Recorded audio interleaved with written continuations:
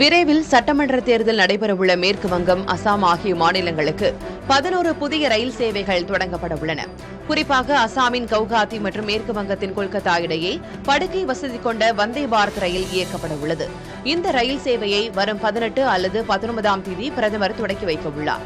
அதேபோல் மேற்கு வங்கம், அசாம் மாநிலங்களிலிருந்து 8 அம்ரித் பாரத் ரயில்கள் இயக்கப்பட உள்ளன.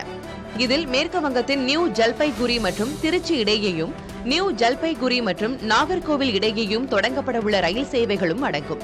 இதனைத் தவிர மேற்கு வங்கத்தின் வடபகுதிக்கும் கர்நாடகாவிற்கும் இடையே 2 புதிய எக்ஸ்பிரஸ் ரயில் சேவைகள் தொடங்கப்பட உள்ளன. SMBT பெங்களூரு ரயில் நிலையம் மற்றும் பாலூர்காட்டுக்கு இடையே ஒரு எக்ஸ்பிரஸ் ரயில் சேவையும், SMBT பெங்களூரு மற்றும் ராதிகாபூர் இடையே மற்றொரு எக்ஸ்பிரஸ் ரயில் சேவையும் தொடங்கப்பட உள்ளன. வெகு விரைவில் இந்த ரயில் சேவைகள் பயன்பாட்டிற்கு வரும் என எதிர்பார்க்கப்படுகிறது.